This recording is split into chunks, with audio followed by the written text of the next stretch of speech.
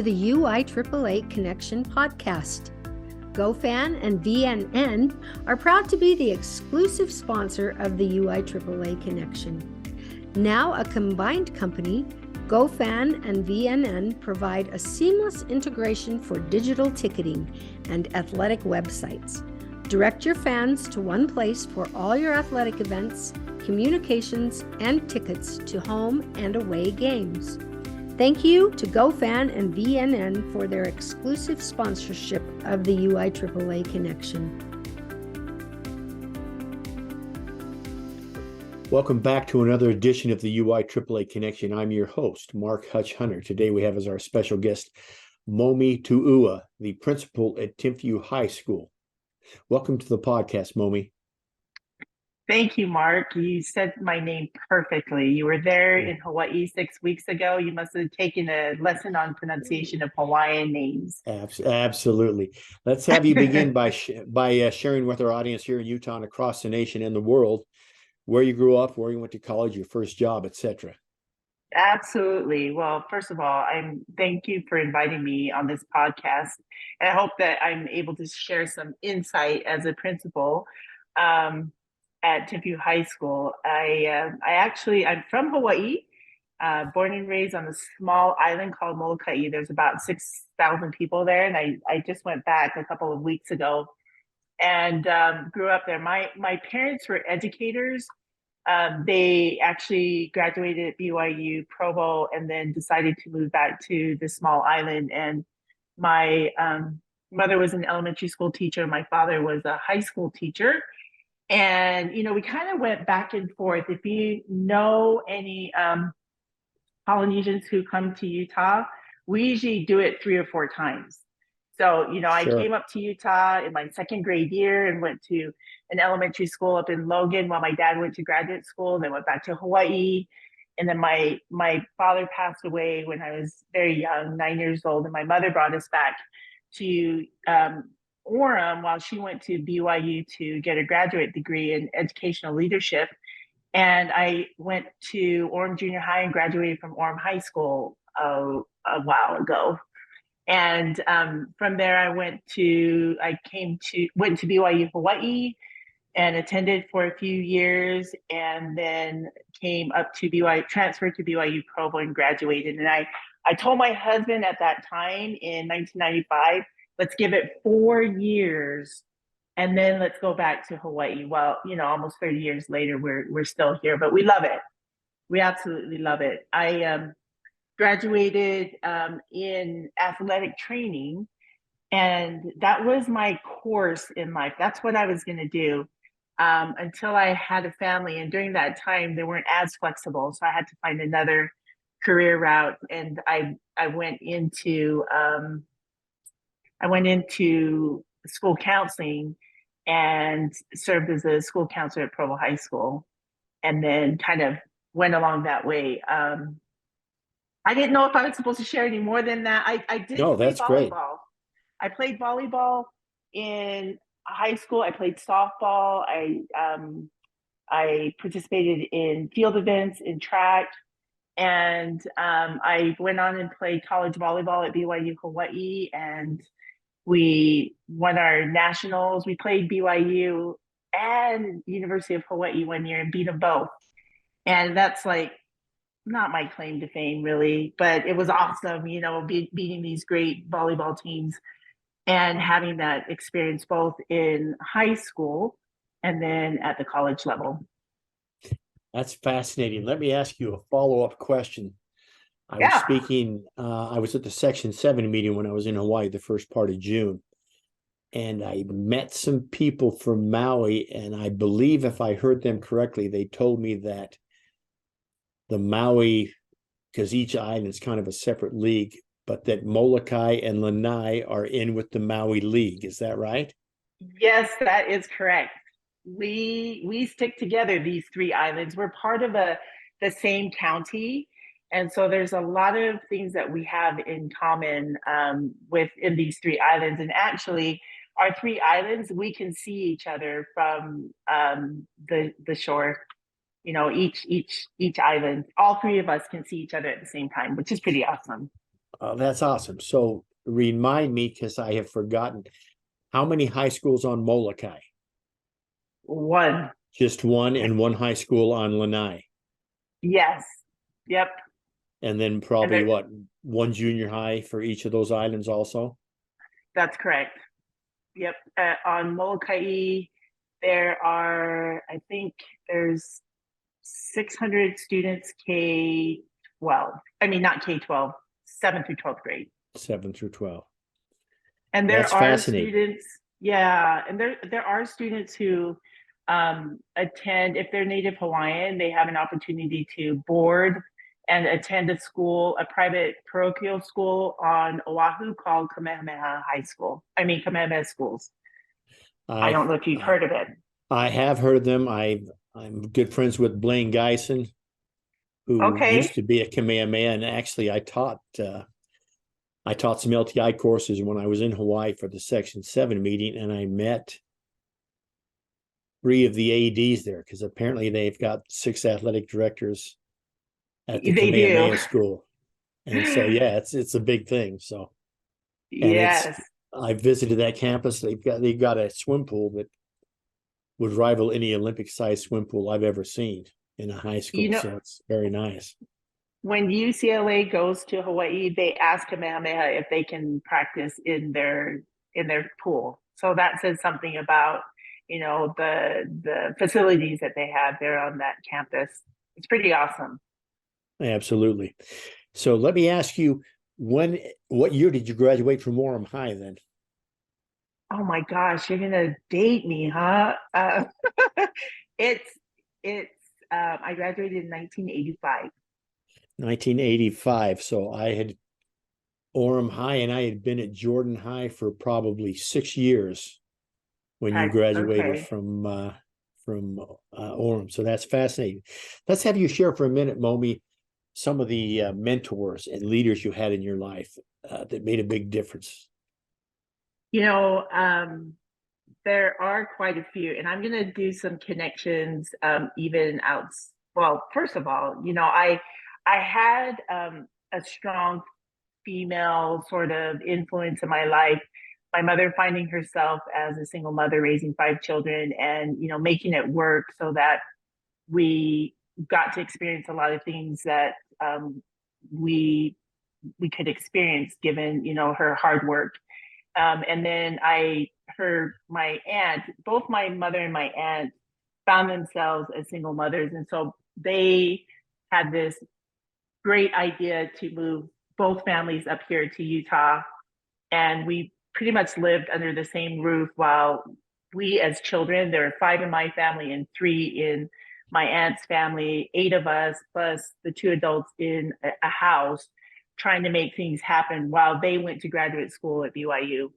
And the age range was from kindergarten to senior in high school. And they made it. They not only made it through, but they thrived in what they did. They became leaders when they went back to Hawaii. My mother became the mayor of Laie, overseeing the community and how we express our needs to the city council in Honolulu. And then my aunt was one of I think she was the first administrator in higher education through BYU higher educational system as a vice president at BYU Hawaii. And so these were strong women. I mean, they made things work, even with young children. And then as we grew into adulthood. So I have a lot of respect for them and their ability to be super resilient and thrive, be visionary. I also, I had mentors when I think about athletics, we're talking about, people that I watched when I was in elementary and middle and high school. I remember watching for the first time Nadia Comaneci nailing the perfect score on the uneven bars. And it was so impressionable to me that her brain could tell her body to do what it's supposed to do. on these uneven bars. And I was so young. I don't think I was even 7 or 8 years old at the time, but it left such a deep impression on me, with human performance being something that I was drawn to.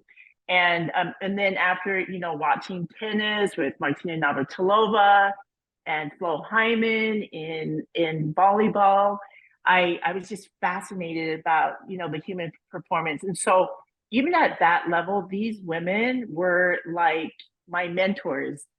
And when I went through athletics in high school, I tried to I even tried the uneven bars. Imagine, you know, me as big as I am. It was compulsory in PE back in the late 70s, early 80s in Utah. You had to learn gymnastics, and we had to go on the uneven bars. Well, I couldn't hardly do anything. But the fact of the matter is, I had these women in my mind, and I envisioned what my body was able to do, and kind of push myself through that. And then, you know, as far as, I don't know if you know this person. She was my coach in high school in volleyball. Her name's Debbie Zervis. And do you know Debbie? She's a former member of the UIAAA, was an assistant principal, I think, at the end of her career down at Timpanogos. Yes. And in fact, I texted her. I hadn't seen her since, you know, I graduated in 85. And when I was at the conference down in St. George this past year, I said, hey, does anybody know Debbie Zervis? And do you have her cell number? And I got together with her about 3 months ago and just connected with her. We went out to dinner, but I wanted to tell her, you know, during that time in my life where my mother was working hard, I didn't have a parent who came to my games, nor did I resent that, because I knew she was super busy. And so, you know, Debbie Zervis was a phenomenal coach. And here's the thing, she played basketball at BYU. She didn't play volleyball, but she was a coach. And coaches know how to look at a skill, break it down, give you feedback. And she was able to do that for me. I was a setter on the volleyball team. And not only that, she connected with me with high expectations, but it was someone that I knew genuinely cared about me.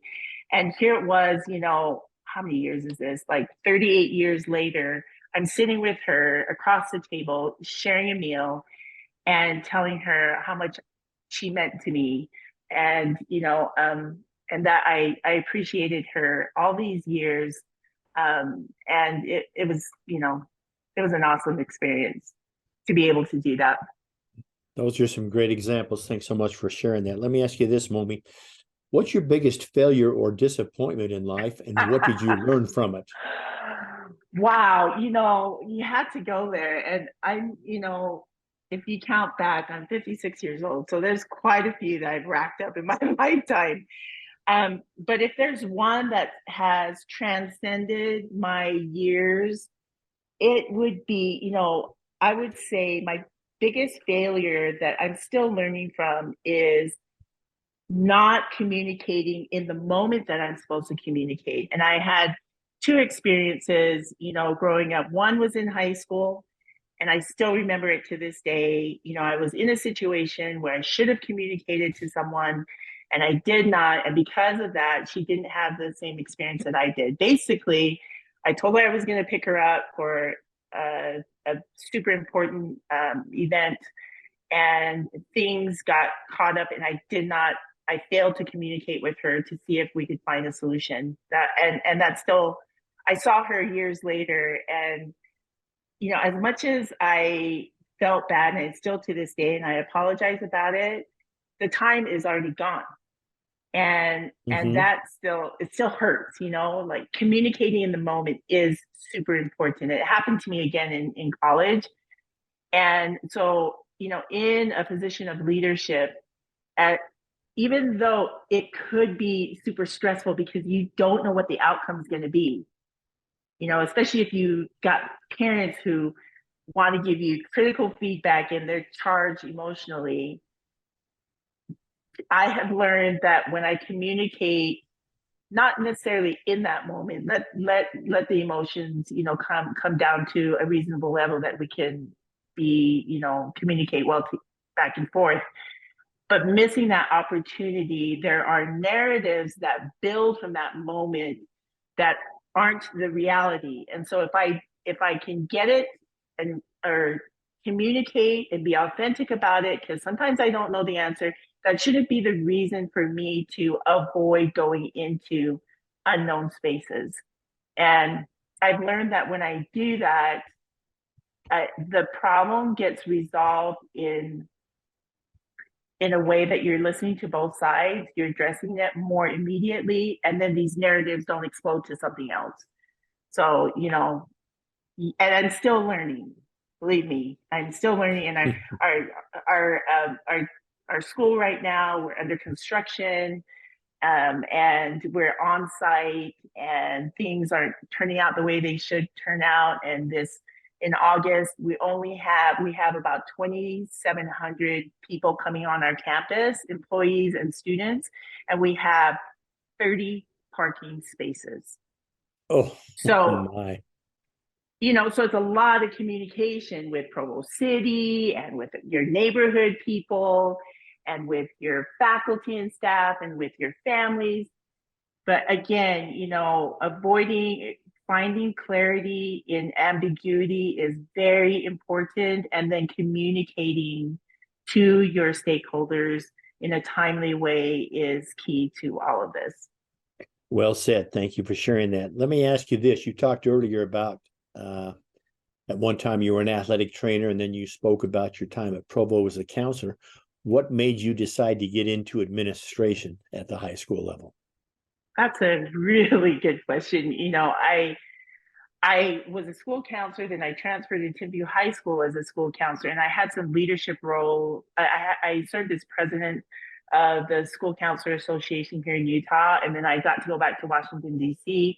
And just having that experience of, the statewide and then this national experience, an opportunity arose to go to the State Board of Education and oversee all counseling programs throughout the state of Utah in secondary schools. And so it kind of gave me an administrative opportunity, but my degree didn't necessarily match it. And so while I was there, and then I transitioned into a role as an equity specialist, I decided that I wanted to go to graduate school to get my license as an administrator. And so I went to BYU, got my license, and an opportunity came up to serve as an assistant principal at Timpview High School under Fidel Montero principal. And, I was fortunate to serve as an assistant principal. And then last year, almost exactly a year ago, Dr. Montero went up to Davis School District, and the superintendent called me and asked me if I would come in as an interim principal. I served through January and then competed for this position and got it in January of this year. So I'm still a little green behind the ears. Well, let me ask you this. How is the job when I say the job of principal, let's say the job of vice principal and principal, how has that changed just in the 3 years that you've had that position? Well, thankfully, Dr. Montero gave me the opportunity to support athletics and performing arts. And, there's a lot of details that go into what happens in an educational realm, right? And I would say, the biggest thing that I have seen, is the increase of our children participating in extracurriculars even outside of school. So I'm talking about clubs or studios, and which is awesome. I love that they have these opportunities to explore and learn. There's, yet it's not equal to the educational experience that happens in the school setting when it comes to extracurricular activities. And sometimes what expectations are of our parents is that it needs to look the same, and it doesn't. That's not the purpose of extracurricular activities. There's an educational component that comes with it, that's different than participating in, which is valuable in, say a club or a league or, a studio. And so I've seen only an increase in that. And so communicating the purpose of extracurricular participation in an educational setting is something that we constantly do. And really, for us, the purpose is that our students have and gain lifelong skills, the skills of learning how to work together and figure things out, learning what you do when your hopes were high and yet the outcomes didn't match your hopes. How do you navigate your emotions while you still have to wake up the next day and attend classes, right? So these are lifelong skills that we want our students, to learn moving, outside of high school. So I would say that continues to happen at a high, performing school like Timpview High School in all realms of activities. And so it's just, communicating clearly at the front end and continue to communicate and support families, so that their children have a wonderful experience. That is some great insight. Thanks so much for sharing. Now let's talk for a moment about the role of AD and how you've seen it changed during your administrative career. Obviously, your AD, Wendy, is obviously top-notch, one of the best we have in Utah. But as an assistant principal and now principal working with the AD and seeing the workload that they have, how have you seen, just in the short time that you've had your administrative job in the last 3 years, how have you seen the role of AD change? Well, as we know, we are increasing the activities that we're adopting into our association, right? And so keeping ahead of that, communicating and knowing how our community is responding to increased opportunities. For example, in the last few years, a couple of years, cheer came on. We've got boys volleyball coming on. And it's knowing what's already happening in the community to prepare to receive, these activities in our school setting. And so there's a part where, what I really love about Wendy Anaya as our athletic director, fortunately, she comes from deep roots in athletics. And but what I like, even though she came from Hawaii, she had an awesome experience there. She learned the culture and the expectations of the school environment here at Timpview High School. She learned that first. She looked at how, what it was like, and then she anticipated certain things, coming down the pike. And so with these new activities coming on board, it feels seamless because she thinks ahead and anticipates and goes into those communities to know how to respond. And then the other thing that I really appreciate about her is that she's visionary. Even though the culture is a certain way, it doesn't mean that you can tweak it a little bit. And where she came in during the COVID year, and we gave her the awesome opportunity, although she'll tell you maybe differently, to oversee all the COVID testing. Yes. And she knocked it out of the park. And the reason why is because she already connected to people in the community, that we already had nurses volunteering, and she had everything set up and working like clockwork. But she wasn't the only one. She networked herself in the community, and that has paid off dividends, even today and moving forward, because she's already formed those connections with these people. And so, learning the culture of the community, being visionary, and thinking beyond what currently exists, I think is are her biggest strengths. Let me ask you a follow-up. Obviously, as I said before, Wendy is top notch. But I want you to speak to other principals out there who may be listening, who maybe don't quite understand that a good athletic director is worth their weight in gold. So I'm going to give you a chance to continue to talk about Wendy and what a good AD can do for a principal.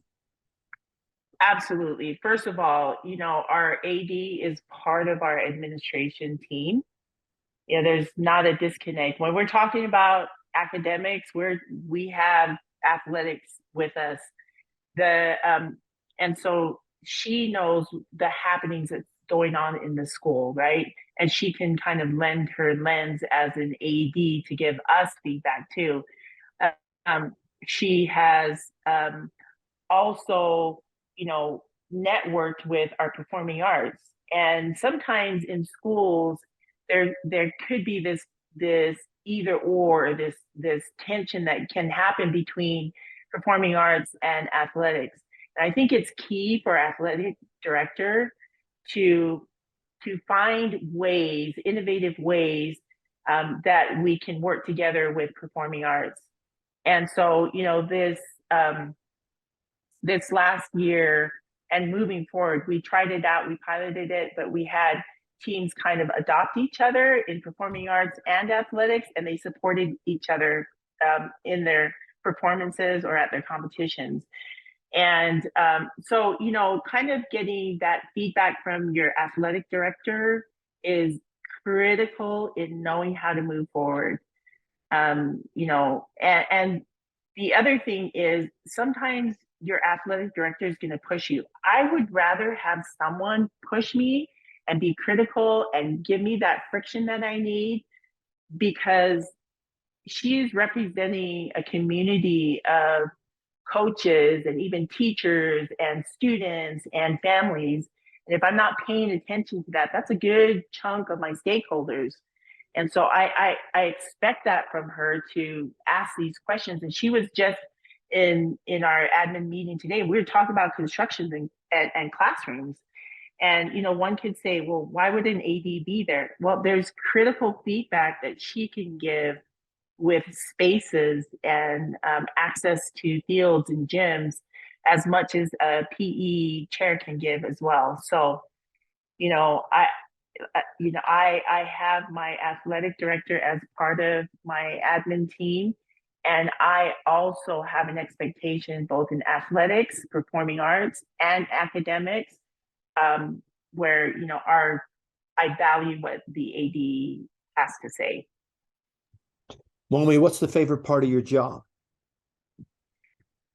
Oh, this is going to sound really crazy, maybe to, some of you out there, but maybe it won't. Maybe it resonates the same way. But I have always loved this age group of light bulbs just going off in children's heads and making sense of their world. And it's always been, as a school counselor, I saw that. As a parent, I saw that. And as a principal, I even as an assistant principal, I absolutely just loved seeing learning happening in school. And sometimes when that doesn't happen, what's going on? I also like looking at problems and drilling it down to the granular level. Again, if we don't see exactly what's happening, then how do we solve an issue, right? And so I like problem solving and then communicating to stakeholders to get their feedback. I feel like we can get to a better solution when you're listening to different perspectives. That's why I expect my admin team to challenge me. And I like that. I like even talking to parents and to, have points of tension because it's an issue and acknowledge it as they are, but trying to solve problems together. I think we owe it to our students, and that's I love the learning part of this age group. Absolutely love it. I just told our new superintendent today, you're not going to find a better parallel parker than you will in our students at Timpview High School, because they've had to park on the streets the last 2 years, and they've got it down. Academically, in the U.S. News and World Report, we rank as within the top 10% of all comprehensive high schools in the United States. And so, there's tension that comes, and I love that. I'd rather have tension and come to better clarity. And I don't mind getting it from all different sides. It's okay. That's my personality seems to respond to that. And, I love it. Very good. Thank you. Let's finish up with a couple of questions. The first being this, Momi. You've got 2 suggestions for a brand new athletic director, and they need to follow Momi's 2 suggestions in order to become successful. What would your 2 suggestions be? I kind of talked about this earlier. Number one, it's understanding the athletic culture, and I would say even the performing arts, but understanding the culture of your school and the community. When you understand that, then you know how to anticipate the issues that could arise and prepare for them. Whether they happen or not, at least you're prepared. So, understanding the culture of your community. And then, there's actually 3, but I talked about being visionary. I think that's important. The other part is doing an equity audit of your athletics in your school. I think we owe it to our community to see who has access when, and how do we address gaps if they exist. And that could be something that's obvious, but it could be something that is not so obvious, and bringing it to the table. Again, I see athletics as an opportunity for our students to learn lifelong skills.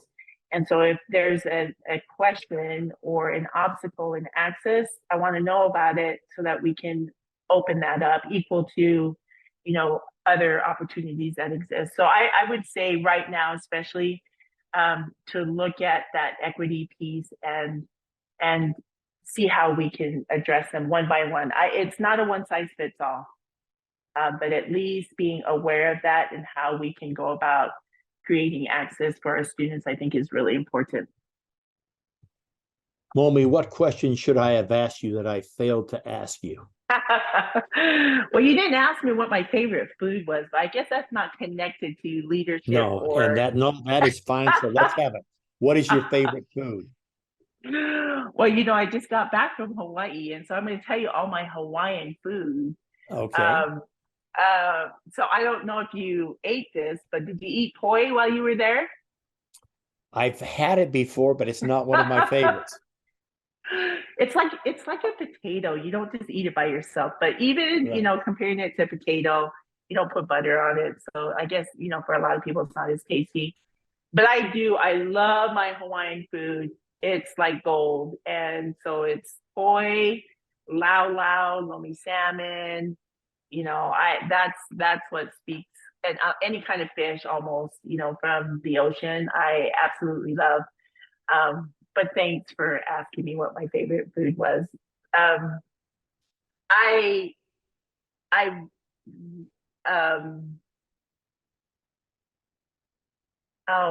don't know if there's, any other questions you may have missed. I wanted to give a shout out, again, I think having these opportunities in activities and athletics, you're even making connections with adults, and you kind of can, envision yourself when you're close to a mentor like that, how I would be as an adult. And I also have a great relationship with Quincy Lewis's mother, believe it or not. She was my school teacher in high school.